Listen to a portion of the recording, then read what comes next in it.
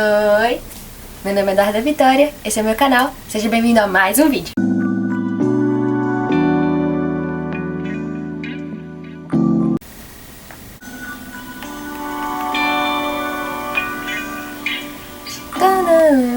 A história da minha conversão. Geralmente eu costumo falar a história da minha conversão, só que eu acho que o termo mais correto seria minha reconciliação com Cristo, porque uma vez tendo crescido em lar evangélico e tendo nascido num berço já evangélico, eu cresci sendo evangélica, cresci conhecendo a Cristo e cheguei a um certo ponto da minha adolescência que eu ainda tinha uma certa intimidade com Cristo, do meu jeitinho, mas tinha. Então bora lá. Minha mãe, ela sempre me ensinou a ter muita fé. Esses dias mesmo ela tava falando pra mim que eu tinha o hábito de, toda vez que eu sentia alguma coisa, alguma dor, alguma enfermidade, que eu tava doente, eu sempre virava pra ela e falava: mamãe, ora por mim. E eu sentia um poder muito grande quando ela colocava a mão na minha cabeça e orava. Falava: em nome de Jesus, Deus cura minha filha.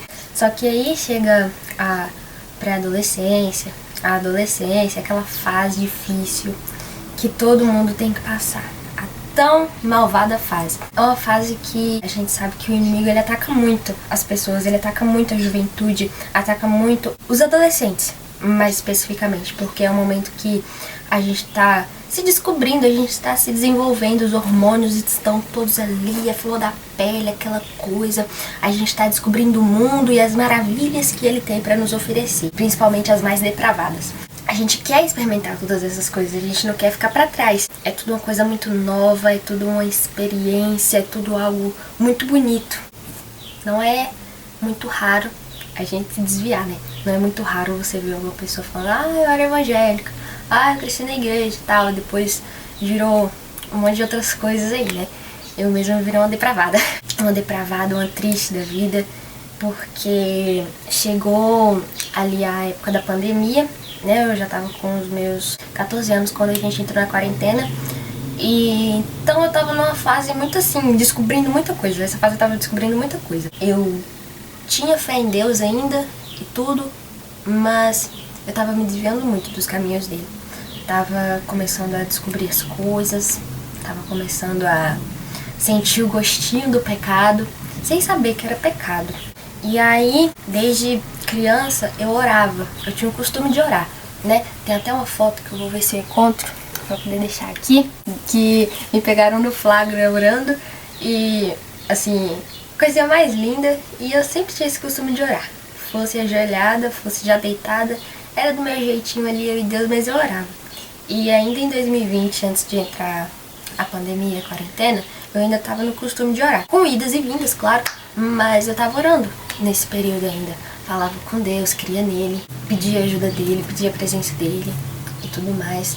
Só que quando entrou a pandemia, como a gente ficou, principalmente a juventude, a gente tava muito preso às coisas da internet, às coisas do celular, aquelas coisas das redes sociais. E foi um tempo que certas redes sociais começaram a tomar muito lugar na nossa vida, porque a gente não tinha mais nada pra fazer, né? Tava todo mundo preso dentro de casa, aí todo mundo começou a se trancar mais, não só dentro de casa, mas também no quarto. Sabe, eu acho que o quarto, não só pra mim, mas pra muitas pessoas, virou uma prisão naquela época. Virou um lugar que a gente não conseguia sair, que a gente não queria sair, e que era ali o nosso lugar de refúgio. Na nossa cabeça era um lugar de refúgio, mas na verdade era mais uma prisão. Acho que também por passar esse tempo todo mundo preso com a família, né? Quem não tinha uma base, uma estrutura boa, sofreu. Por passar esse tempo horroroso, de grande, junto com a família, assim, ó, 24 horas por dia, 7 dias por semana, e meu Deus, que prisão, que coisa chata. A gente sabe como é a internet, os conteúdos que a internet joga pra maioria dos jovens, né? São coisas assim, gente, muito terríveis mesmo, são conteúdos péssimos. Sabe, esse tipo de conteúdo era tipo assim, conteúdo de fanfic, conteúdo de história de terror, conteúdo de... ai, gente, era coisa de gente doente. Outros conteúdos que, tipo assim, atacam muito a família. Conteúdos que atacam a família era o que mais tinha.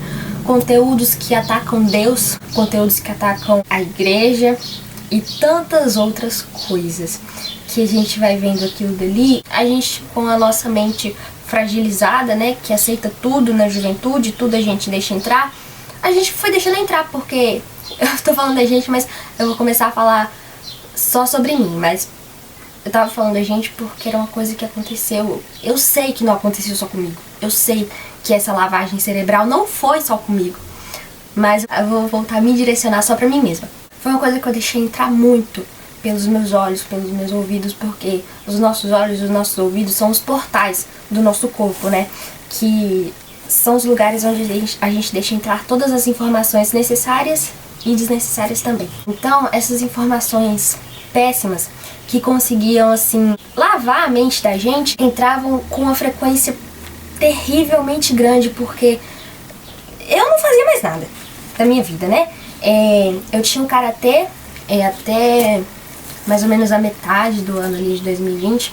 Eu ainda tava tentando me manter treinando, só que era muito ruim porque eu só ia sozinha e era um salão assim, né? Um espaço assim que tinha só umas janelinhas assim e a porta. E eu fechava as duas portas porque eu tinha muita vergonha que alguém passasse e me visse treinando. Então eu ficava ali presa também, era outra prisão que eu me colocava. Então teve um certo tempo que eu parei. E mesmo no período que eu ainda tava treinando, era coisa pouca. Eu não tava fazendo muitas outras coisas da minha vida. Eu não lembro se foi 2020 ou se foi 2019. Só sei que teve um tempo, eu sei que teve um período, eu acho que foi até a metade do ano, 2020, que eu ainda tava me comprometendo a estudar. Sabe, estudar pro Enem. Eu tinha começado a estudar japonês e outras coisas assim que eu queria aprender e ocupar meu tempo, né, ocupar minha cabeça. Só que aí com o tempo isso foi ficando desgastante, eu tava ficando fraca, não tava com força pra isso, força mental, né, psicológica. E aí eu parei. O meu período ruim começou da metade de 2020 pra frente, digamos assim, pra generalizar, tá? Não saía mais pra lugar nenhum, não via pessoas, não via mais nada. Depois de um tempo eu comecei a me isolar muito, né, no meu quarto, sem conversar muito com meus pais.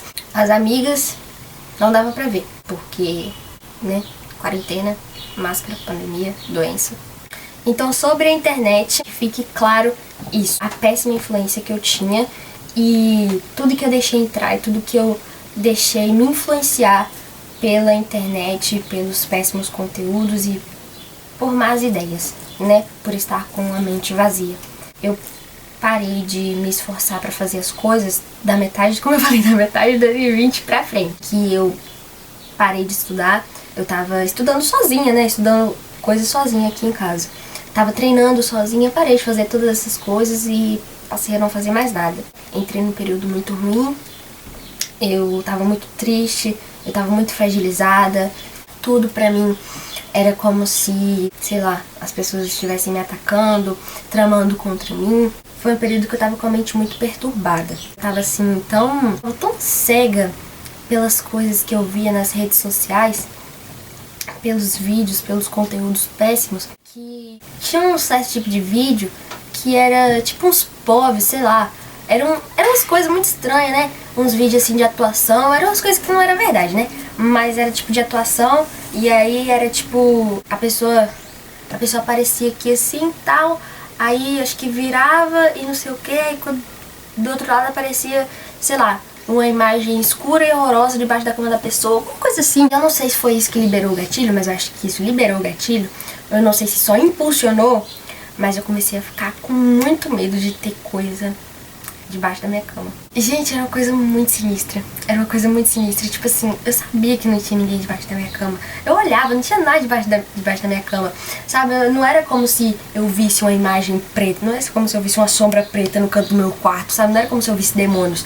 Não era como se alguém puxasse meu pé quando eu tava dormindo. Mas era assim, eu ficava com um medo tão tenebroso de ter, sei lá, um homem ruim debaixo da minha cama, sabe? Uma sombra preta, um demônio debaixo da minha cama. Não, eu não tinha essa visão de que fosse um demônio, não, mas sim um homem. Um homem, assim, como se fosse só uma sombra, sabe? Igual no vídeo. O que eu tô falando, né? Minha mente tava muito fragilizada. Então qualquer coisa já era motivo de explosão dentro do meu cérebro. Eu não deixava de fazer coisas por causa disso. Eu não deixava de sair da minha cama, de andar pelo meu quarto, mas eu morria de medo de eu estar aqui andando perto da minha cama e um trem lá e pá, no meu no meu calcanhar, sabe? Eu morria de medo, fazia as coisas normal, como se nada tivesse acontecendo dentro da minha cabeça, mas dentro de mim eu sabia que eu tava morrendo de medo disso acontecer. E é uma coisa muito estranha, gente, sei lá, parece até que é mentira, não sei, mas era uma coisa que realmente me amedrontava muito. Nesse período eu também tava assim, como eu falei que eu tava fragilizada e tudo parecia que era assim um ataque, eu comecei a ter muito, não dá pra dizer que era raiva, era ódio. Era ódio dos meus pais. Ódio por uma coisa que eles nunca tinham feito. Ódio por um mal que eles nunca tinham feito pra mim. Isso tudo culpa das redes sociais. Porque, como eu falei, tinham vários vídeos que eu assistia de ataques à família, de ataque a Deus. Então, eu fui começando a enxergar meus pais como vilões da história, sabe? Como culpados pelo que eu sentia, mas na verdade eles não eram culpados. O que acontecia era que eu estava sentindo algo por um determinado motivo. E aí eles, sem entender o porquê, vinham e faziam o papel de pais. Papel de pai e mãe que eles tinham, né? Que era o quê? Falar pra eu sair do quarto, falar pra eu fazer alguma coisa, falar pra eu voltar a treinar, falar pra eu voltar a estudar. E aí vim com aquele psicológicozinho, né? Ah, você não tá fazendo nada, não sei o quê. Cobrar! Coisa que pai e mãe tem que fazer de um filho. Não é, sei lá, um abuso, não é toxicidade da família. É só o trabalho deles. Tudo que eles fazem é pensando no nosso melhor. E não era isso que a internet dizia pra mim. O que a internet dizia pra mim era que tudo que eles faziam era pra me ver mal, era pra me ver triste, era pra, sei lá, me fazer cair. Era porque eles me odiavam, era porque eles eram chatos e não sei o quê. Mas não é bem assim. Não é bem assim. A gente tem que entender os nossos pais, assim como eles também têm que nos entender. E esse ensino que a rede social estava passando nessa época foi uma coisa que eu acho que trouxe uma rebelião muito grande para dentro das famílias. Foi o que aconteceu dentro da minha casa. Eu tinha ódio dos meus pais, eu tinha mágoa das minhas amigas, sabe? Como eu falei, tudo era como se as pessoas estivessem fazendo pra me atacar e pra me ver triste e pra me ver, sei lá, porque elas não gostavam de mim e estavam tramando contra mim. Na minha cabeça funcionava assim. E aí, nesse período, eu também desenvolvi uma... Como eu falo? Ui, mexi no negócio. É que eu coloquei o pé. Por conta de todas essas coisas, né, de todas essas tristezas, todas essas frustrações, não só dentro da minha casa, mas com tudo que eu já tinha formado dentro da minha cabeça, sabe, com todas as coisas que eu acreditava, com tudo que eu imaginava, sabe, foi uma frustração assim, ó, com tudo, foi de uma vez. Eu perdi muito a vontade de viver, porque nada mais fazia sentido. Como todas as coisas que eu acreditava tinham sido desconstruídas, mas não tinham sido reconstruídas de uma forma eficaz, e mesmo que tivesse sido reconstruída de uma forma eficaz, teria sido fracassado do mesmo jeito, porque o que foi desconstruído na minha mente foi a ideia da família, foi a ideia de Deus, foi a ideia da união que a gente tem que ter, sabe, da compreensão que a gente tem que ter com os nossos pais, do amor, sabe, do respeito, da honra que nós jovens, nós filhos, temos que ter pelos nossos pais. Foi essa a desconstrução. E não tinha nada que pudesse reconstruir isso de outra forma, além da forma que ela é. Então, como todas as ideias da minha cabeça que um ser humano deve ter construído dentro de si para encontrar sentido no viver, para encontrar sentido no acordar, para encontrar sentido no levantar da cama, tinham sido destruídas e eu não sabia mais o que eu queria da minha vida. Eu não tinha mais vontade nenhuma. Então eu queria simplesmente tirar a minha vida, porque não fazia mais sentido estar aqui. Eu não conseguia enxergar um futuro para minha vida. Eu não conseguia enxergar como aquele sofrimento todo que eu tava passando ia me levar para algum lugar. Eu não conseguia enxergar como eu iria sair daquilo, não só daquele momento de quarentena, né? Não só daquele momento que parecia que o mundo ia acabar, mas de toda aquela tristeza que eu tinha no meu coração, de toda aquela rebelião que eu já tinha criado no meu coração pela minha família e por tudo que existe. E aí, por essa angústia ter tomado conta do meu coração, eu não tava aguentando mais, mandei uma mensagem pra minha mãe, de madrugada, mandei uma mensagem enorme, falando o que eu estava querendo fazer. Minha mãe saiu do quarto dela, veio aqui conversar comigo, tudo. E aí eu passei no psiquiatra, comecei a tomar remédio, citalopram, comecei a tomar citalopram. para depressão, que mais pra frente eu voltaria a tomar por ansiedade. Tomei por 6 meses, eu não sei se eu tomei mais do que isso, mas foi mais ou menos isso. Deu uma melhorada nas coisas que eu estava sentindo, né, nas minhas conexões neurais. Só que assim, por eu estar tomando esse remédio, tá, pra eu não querer mais, por eu já ter desistido dessa ideia de... Minha mãe já achava que eu estava melhor, porque eu também não queria dar satisfação, não queria conversar, não queria falar sobre os sentimentos, eu não queria nada não, nem com meu pai, nem com minha mãe. Então eu falava assim, eu tô melhor. Então eles achavam que eu tava melhor, né, mas eu não tava melhor. A angústia, a falta de sentido, aquela desconstrução ainda tava dentro do meu coração. Tava tudo dentro da minha mente, nada tinha sido reconstruído, nada tava bom ainda e nada tinha sido consertado dentro da minha vida. O espaço vazio ainda estava lá. Remédio nenhum, nada ia preencher esse vazio. Depravação não ia encher esse vazio. Amizades não preencheriam esse vazio. E nem a minha própria família preencheria esse vazio, né? Porque antes de eu desconstruir a minha ideia sobre família, foi desconstruída a minha ideia sobre Deus. Foi desconstruída a minha ideia sobre a paternidade do Senhor. Foi desconstruída a ideia sobre a soberania de Deus Pai, do Criador dos céus e da terra. Então, como uma consequência não muito inovadora, continuava sem a minha vontade de viver e sem saber qual era o sentido de todas as coisas. Então, eu fiquei ali metade de 2020 pra frente, 2021 e 2022, ainda com essa cabecinha desconstruída. Desconstruíde. Gente, ser desconstruído não é uma coisa legal. Porque Deus não quer que a gente seja desconstruído. Deus quer que a gente seja simplesmente renovados e transformados pelo poder do Espírito Santo. E não apenas desconstruído. Porque se você se desconstruir, se eu desconstruir essa casa, ela só vai ficar lá no chão. Mas e se eu não reconstruir? Não vai adiantar de nada, eu só vou perder minha casa. Nesse tempo que eu estava desconstruída, foi um tempo que eu me afundei muito na depravação e na imoralidade sexual. E em outros prazeres da carne também, além das imoralidades sexuais. Eu ganhei muita fama nessa Lagoa Real no meio dos jovens. Infelizmente, não me orgulho disso, mas o que eu me alegro é que hoje eu estou mudada. É por isso ser um passado, é por isso ser um testemunho que eu me alegro, e não por ter acontecido, né? Não por ter vivido isso e por ter pecado tanto quanto eu pequei, né? Porque misericórdia. Nesse tempo eu ainda continuava muito arrogante com os meus pais. Na verdade é porque eu sou meio impaciente.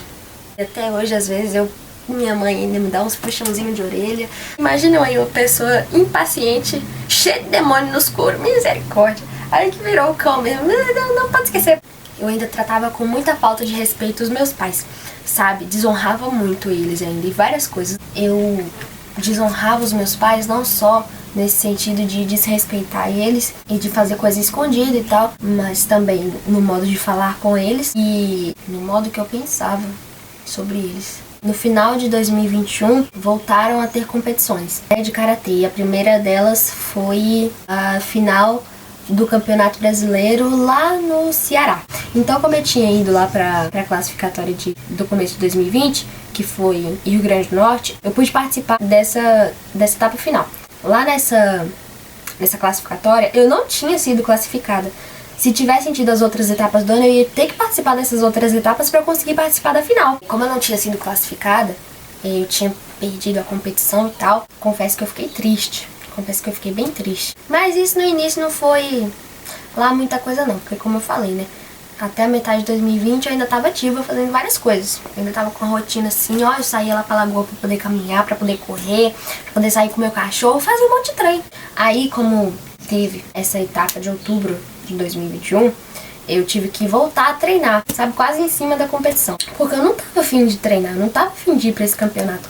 Mas meu pai pegou no meu pé pra eu ir e eu fui. Mas eu não tava afim não, porque, né, eu falei, eu tava depressiva, eu tava com a cabeça toda fragilizada, eu tava sem querer fazer nada da vida, nada pra mim fazia sentido, eu ia querer sair daqui pra ir lá pro Ceará, competir karatê, aonde? Então, eu voltei, mas eu voltei obrigada. Fui obrigada, mas graças a Deus, viu? Outra coisa também que eu tive que fazer obrigada foi que quando eu falei pra minha mãe que eu tava querendo, ela me obrigou, né? Eu vou falar a palavra obrigou mesmo, porque pai que é pai, mãe que é mãe, tem que exercer autoridade sobre filho e filho que não quer fazer nada da vida. Ela me obrigou a orar com ela Eu ouvi umas lives do pastor Lucinho, só o castigo que era ter que ficar sentada ali ouvindo aquele homem falar.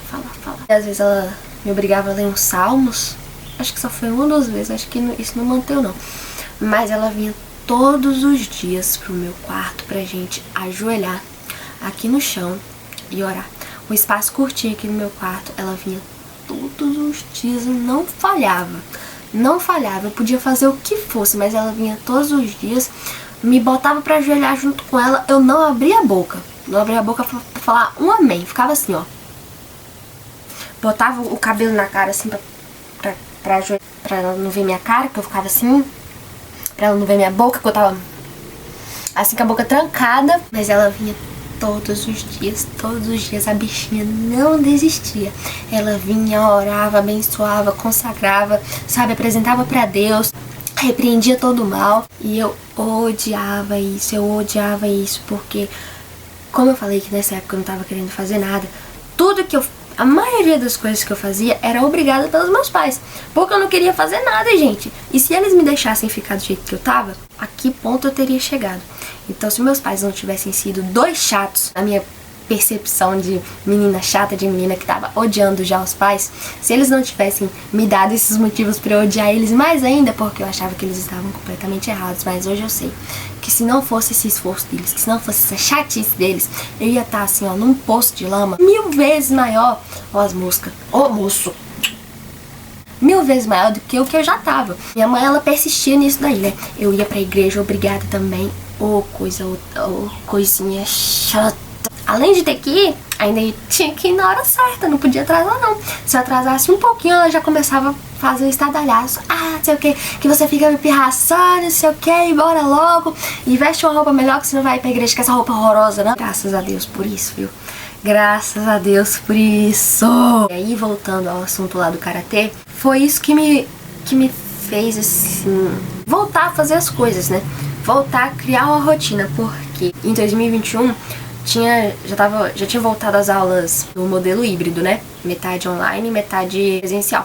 E eu não, sabe, eu tava sem ânimo nenhum pra estudar, sem vontade nenhuma de fazer nada naquela escola. Eu não lembro como foram minhas notas, mas foram assim, sei lá, arrastando, muito ruim. Oh, meu Deus do céu, oh, mosca chata. Se eu tirei nota boa, foi sorte, sabe? Foi uns negócios assim de ACC que aumentava a nota, porque eu não fazia nada. Eu não aprendi nada, eu não prestava atenção em nada. Então, antes ainda de eu ir pra essa viagem no Ceará, que eu tava tendo que treinar, eu ainda tava fazendo muito na marra, porque eu não queria. Ainda tava fazendo com muito desgosto, mas depois que eu fui, voltei pra essa rotina de karatê, de viagem, de treino, daquela coisa motivacional. Quando eu voltei com a cabeça mais diferente um pouco. Falei que eu ia me esforçar nos treinos, me esforcei nos treinos, eu voltei a me esforçar nos estudos, né, virou o ano e eu falei assim, ó, 2022 vai ser o meu ano, 2022 vai ser completamente diferente. Foi, me esforcei pra treinar, alcancei e conquistei muitas coisas no karatê, né, fui muito bem na escola, graças a Deus, meu último ano, aprendi muita coisa, né, prestei mais atenção, me comprometi com as coisas também da formatura do terceirão, então foi assim, um ano diferenciado, um ano alegre, um ano agitado. Só que não era só pelo fato de eu ter coisas pra fazer que a minha mente estava sarada. Eu só estava tampando o sol com a peneira. Eu só estava empurrando o problema com a barriga, porque eu estava ocupando a minha mente. Mas o que eu tinha desconstruído ainda estava desconstruído. Eu tinha melhorado a relação com a minha família, né? Já em 2022, porque eu não tava mais presa dentro de quarto, meus pais não estavam mais precisando me cobrar muita coisa, porque eu já tava fazendo isso por vontade própria. Não sentia mais ódio dos meus pais, só que a ideia do Senhor, Criador, ainda tava... Não tinha nada dentro da minha cabeça sobre isso. Na ignorância que eu tava, eu permaneci. E eu queria permanecer nessa ignorância, sabe? Eu não queria aprender mais sobre Deus, eu não queria buscar mais de Deus, eu não tinha na minha cabeça que eu precisava estudar, eu não tinha na minha cabeça que eu precisava procurar, que eu precisava conhecer, né, que eu precisava ler, que eu precisava assistir, que eu precisava sair da minha zona de conforto pra realmente ter uma ideia formada dentro da minha cabeça e não só permanecer daquela ignorância. Estava contando até agora sobre como eu me desviei. Agora eu vou contar sobre como eu retornei para os caminhos que me foram ensinados. Não foi por causa dos meus pais. Eu não queria ouvir influência nenhuma deles. Claro que teve tudo a ver com oração, né? Que minha mãe orava, sempre orava por mim. Mas eu digo que não teve, assim, influência deles porque eu não ouvia palavra nenhuma que vinha da boca deles. Eu ia pra igreja, mas não ouvia nada do que saía da boca do pastor. Porque, sei lá, pra mim ele era um hipócrita chato. E meus pais também ainda tinham essa visão deles, né? Então, um certo dia eu tive uma brilhante ideia de pesquisar sobre. Só que eu não comecei pesquisando sobre Deus. Eu comecei pesquisando sobre outras coisas. Comecei pesquisando outros meios. Só que aí, a minha pesquisa foi muito ruim. Porque eu não tava sabendo pesquisar. Antes de eu conhecer direito as várias outras coisas, né? Não só religião, mas outras ideias, né? Sobre o mundo e sobre tudo. Eu logo caí num podcast do Daniel Marçal, do Rodrigo Silva. Daniel Marçal, ex-satanista que se converteu ao cristianismo. Rodrigo Silva, arqueólogo, cristão, não sei o que lá. Ali, eu ouvi uma ideia muito clara sobre Deus, sabe? Sobre o testemunho deles, sabe? Sobre o que eles tinham passado, como eles chegaram a Deus e o que Deus tinha feito na vida deles. Eu já tinha tido experiências com Deus na minha vida, milagres, graças sobre a nossa vida, mas eu não lembrava dessas coisas. O meu coração estava tão fechado que eu não dava lugar para isso. Então eu não lembrava, não me esforçava para lembrar e nem passava pela minha cabeça. E aí esses podcasts abriram a minha mente e eu decidi assim dentro da minha cabeça: esse Deus, ele existe. Esse Deus, ele existe, ele é poderoso e ele é bom. Ficou só nisso. Só foram esses podcasts mesmo que eu ouvi. Eu não procurei mais nada, não procurei Bíblia, não procurei pregação. Então eu fiquei com essa ideia, voltei a crer que Deus existia. Somente isso. Passou um pouquinho de tempo, 2022. Isso. Passou um pouquinho de tempo e eu tava, não sei, sei lá, veio no meu coração de eu começar a orar. Só veio. E eu comecei a orar pedindo pra Deus me ajudar no karatê, né? Antes de começar o treino, eu orava. Não é sempre também não. Eu me esforçava pra poder fazer. Eu orava pedindo ajuda, porque eu só queria receber favor e não queria entregar nada pra Deus. Porque eu não conhecia, gente. Eu não tinha ideia. Mas claro que eu conhecia muita coisa sobre Deus, né? Eu tinha muita ideia sobre igreja, sobre cristianismo, sobre Bíblia. Tinha um certo conhecimento. Mas eu ainda, sei lá, não sei, não lembrava dessas coisas, sabe? Não passava pela minha cabeça, eu não pensava nisso. Então eu só fui fazendo o que me dava na telha. Comecei a orar, minha mãe falava assim: antes de você sair de casa, você chama Deus pra ir com você. Chamava, Deus, vai comigo, me acompanha e tal, né? Pra eu ir treinar, pra eu ir pros cantos. Me acompanha, vai comigo, me protege, né? Me protege do acidente, me protege do mal. Nessa época, 2022, eu tava passando por uma guerra espiritual muito grande, que eu não sabia que era guerra espiritual. Minha mãe falava pra mim, mas eu não acreditava, porque, sei lá, pra mim era ela que era ignorante, mas era eu, né?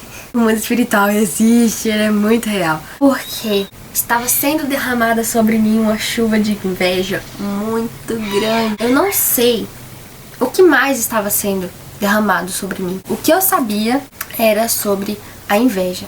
Era o que eu sabia mesmo, tô falando de uma coisa que eu sabia, de uma coisa que eu sei. E a forma que eu sofri com isso não foi de um jeito só espiritual, se manifestou no material.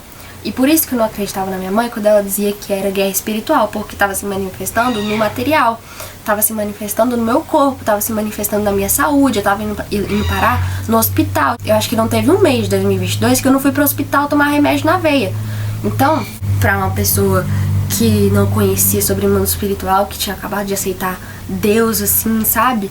A imagem de Deus. Como que eu ia saber, como que eu ia imaginar que era uma guerra espiritual? Pra mim era só, sei lá, talvez algo psicológico. Algo aceitável pra mim era só algo psicológico, como ansiedade. Que eu tava ainda sofrendo muito de ansiedade nesse tempo. Eu ainda não tinha voltado a tomar o remédio pra ansiedade, o que eu tinha tomado pra depressão. Mas eu já tava sofrendo muito com ansiedade por várias coisas, né? Era correria, era uma carga, assim, muito grande, sabe? De afazeres, de responsabilidade, de compromisso, de várias coisas.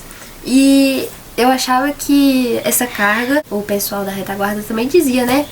Que era algo muito psicológico. E era isso que eu aceitava. Mas não era só psicológico. Também tinha a parte do psicológico, mas o principal era espiritual. Não só pela inveja que eu tava recebendo, mas por tudo. Pela minha fragilidade, sabe? Pela minha falta de proteção em Deus. Eu só não sofria mais porque eu ainda tinha minha mãe pra orar por mim. E pela minha falta de proteção em Deus, qualquer brecha que o diabo encontra, ele ataca. Então essa guerra espiritual que eu tava sofrendo era uma coisa assim que eu não acreditava, sabe? Que minha mãe falava e eu achava que ela tava ficando doida de falar que era guerra espiritual. Eu acho que guerra espiritual não sei o que, não sei o que, essa inveja, né, que você tá sofrendo, não sei o que. Não tem isso não, existe isso não. Mas é uma coisa real, é uma coisa real. E olha, um aviso, não é o olho grego que vai te proteger da inveja não, tá? Aí, isso foi ao longo de 2022 inteiro, né? Aí quando chegou mais ou menos ali no final de 2022, que acho que foi um mês antes do Enem e da etapa final do brasileiro, a competição foi antes do Enem. Tava chegando todas essas coisas e eu tava assim, pirando. Por quê?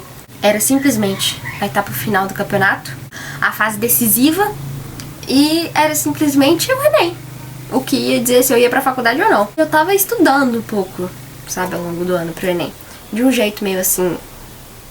Mas tava. Como essas coisas são no final do ano, né? A gente passa o ano inteirinho se preparando e esperando por esse grande dia. Então quando tá prestes a chegar, meu Deus, o evento tá chegando, a prova que vai me condenar ou me inocentar tá chegando, e agora? Aí foi nessa época que eu voltei a tomar o citalopram, que eu tinha antes tomado pra depressão. Tomei por um tempo e tal, depois melhorou, passaram-se os eventos, né? E aí melhorou, tá bom. Mas não era aquela coisa, gente, melhorava, mas não resolvia o problema. Por quê? A raiz do problema é que eu não tinha Deus na minha vida. A raiz do problema é que eu não tinha me reconciliado com Jesus Cristo. É assim, quando a gente dá espaço pra Deus entrar, ele entra. O diabo não. O diabo, ele encontra brechas na nossa vida e ele entra igual um ladrão. Mas Deus não é como um ladrão. Ele bate na porta e espera a gente abrir pra ele entrar.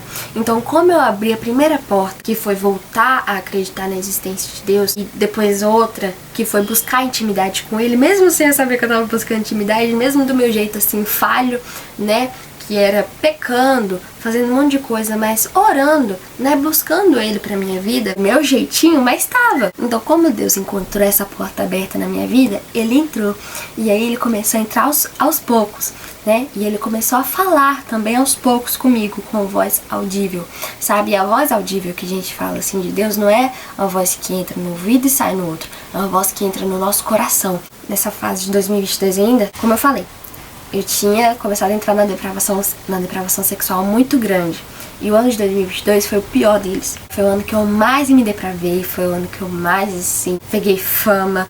Foi o ano que eu mais me desvalorizei como uma princesa. Sério, porque hoje eu reconheço que eu sou uma princesa, porque eu sou filha do rei, né? Jesus Cristo é o meu rei. Então, como eu sou filha do rei, eu também sou uma princesa do reino. Eu desvalorizava a minha imagem, eu desvalorizava a minha integridade, como muitas meninas e meninos também fazem hoje em dia, porque a gente aprende que quanto mais depravado, melhor, e que se você se resguardar é coisa de besta, e que não vale a pena você se resguardar, sabe? Que você tem que satisfazer mesmo as vontades da sua carne, você tem que satisfazer mesmo as vontades do seu corpo, as suas vontades sexuais, e você não deve passar vontade de nada, você tem que fazer tudo que você quer, tudo que você bem pensa.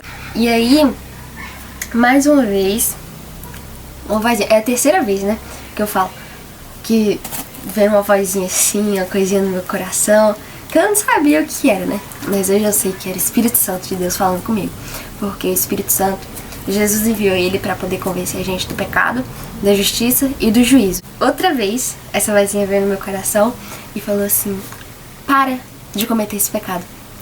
Para de se depravar sexualmente.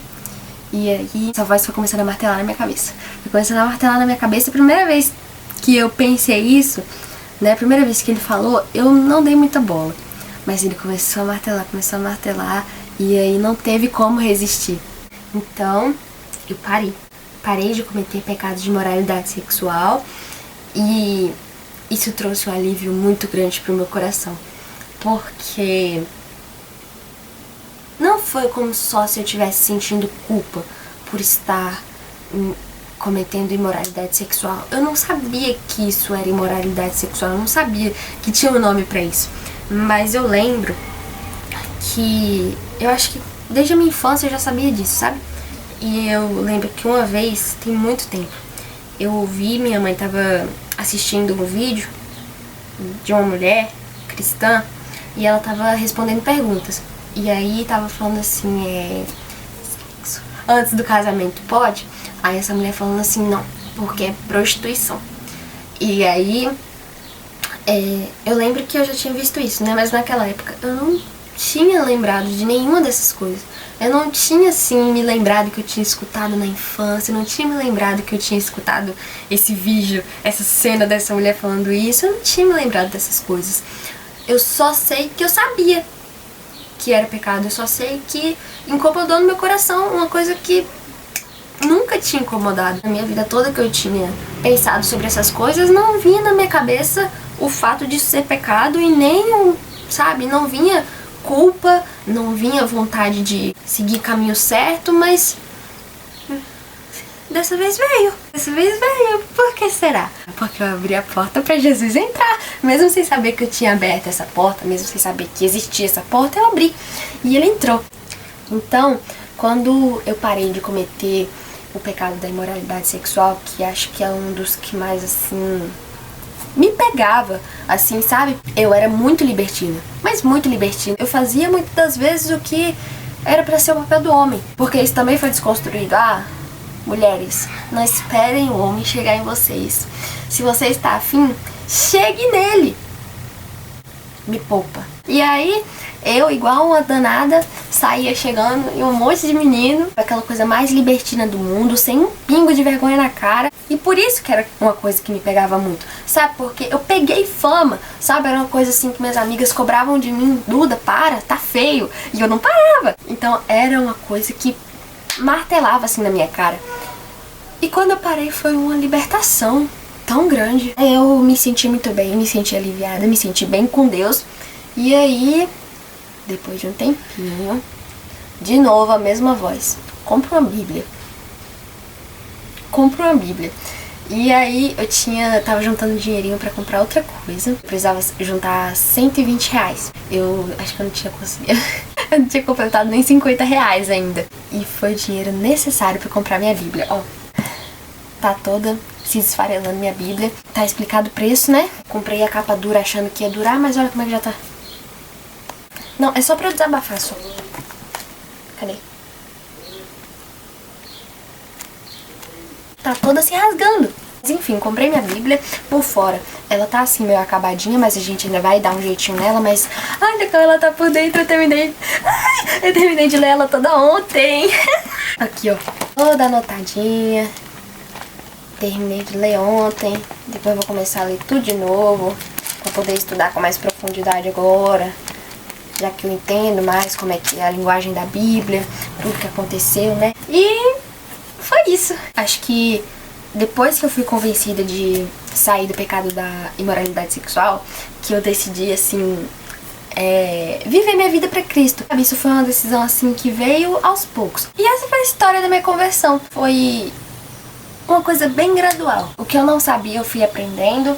E eu, claro, eu precisei dar lugar pra Deus entrar na minha vida. Eu precisei dar lugar pra aceitar as coisas dele, pra aceitar a palavra, pra aceitar tudo que viesse dele. Então, as coisas que eu não tinha aprendido ainda na Bíblia e nem na igreja, eu estava aprendendo por aqui. Porque da mesma forma que coisas terríveis entram na nossa vida, na nossa casa, no nosso corpo, na nossa alma, por meio disso aqui, coisas maravilhosas também podem entrar por meio disso daqui. Então eu fui, o algoritmo da minha rede social foi entendendo, né, o rumo que eu tava querendo levar, e foi começando a entregar conteúdos bons, conteúdos cristãos, conteúdo de jovens cristãos, conteúdos divertidos, conteúdos informativos, que me ensinavam várias coisas e ensinam até hoje. Eu aprendo muitas coisas, eu recebo muitos insights, sabe, vindos de Deus, por isso daqui. Agora eu vou ler as perguntas que me mandaram no Instagram. Foram 3 perguntas. Primeira: qual a maior dificuldade em permanecer? As guerras espirituais. Assim, eu não me vejo mais fora da presença de Cristo, não me vejo mais sem adorar Ele, não me vejo mais sem viver uma vida consagrada a Ele. Mas uma coisa que, assim, desanima muito cristão são as guerras espirituais. E são diversas as guerras. É uma coisa que mexe muito com a gente, é uma coisa que prova muito a nossa fé. Porque eu ainda sou nova na fé, sabe? Eu ainda sou uma recém-convertida.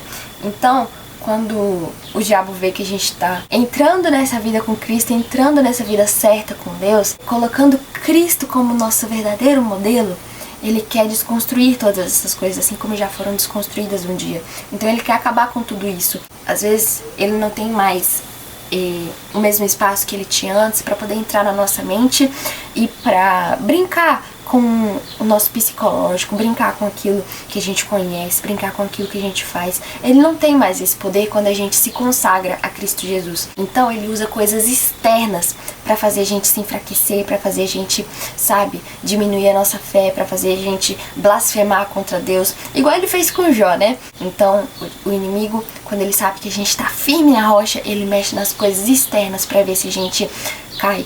Mas a gente é firme em Cristo Jesus e a gente não cai. Nós tropica, mas não cai. Não tem um versículo que...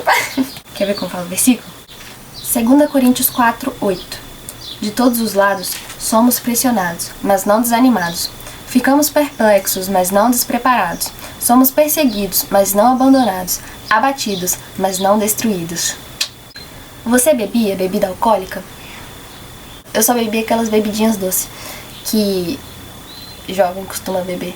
Era Ice e Skol Beats. Mas era assim, raramente, sabe? Festa, essas coisas assim, bem raro mesmo. Não era um vício, mas era uma coisa assim que eu gostava de fazer. Quando e como você percebeu que queria se batizar? Logo depois que eu parei de pecar sexualmente, eu já queria me batizar. Eu pedi pro pastor da igreja que eu frequentava me batizar, só que ele tava sem tempo pra batizar a ovelha que tava querendo ser batizada. E aí, quando eu cheguei na assembleia, pra honra e glória do Senhor Jesus, já tinha batismo marcado. Então, logo me batizei. E meus pais, antes de eu me converter, eles já falavam assim, né? Ah, você precisava se batizar, mas eu sabia do compromisso que era se batizar. E eu não queria isso pra minha vida, porque, né? Eu tava naquele impasse todo com Deus. Então, assim que eu me converti de verdade, eu sabia que eu precisava me batizar e me batizei. Esse foi o vídeo, espero que tenha edificado a vida de pelo menos uma pessoa que assistiu esse vídeo, porque a minha felicidade é saber que eu não sou mais como eu era antes. A minha felicidade é saber que a Duda de antes morreu naquelas águas do batismo e outra Duda nasceu para Cristo. Eu tava na lama e Cristo me tirou. Eu tava na depressão, Cristo me salvou. Então hoje, quando eu sofro por qualquer motivo que seja, eu tenho um privilégio que pessoas do mundo não têm. Todo mundo, independente de ser cristão ou não, sofre por muitas coisas. E o privilégio do cristão é que ele tem o ombro de Cristo para se apoiar e para chorar. O privilégio do cristão é que ele tem Cristo para abraçar, para chorar, para desabafar e para dar palavras de consolo. Esse é o nosso privilégio. O nosso privilégio não é sofrer menos. A gente não sofre menos. O nosso privilégio é ter o Consolador dentro de nós. Porque Cristo enviou o Consolador para nós, para que Ele nos ajudasse e nos convertesse de forma real e nos ajudasse a viver uma vida consagrada a Ele. Eu vou ficando por aqui.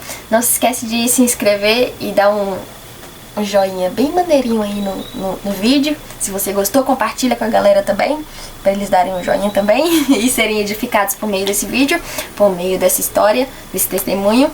E é isso. Deus abençoe a vida de vocês. Tchau!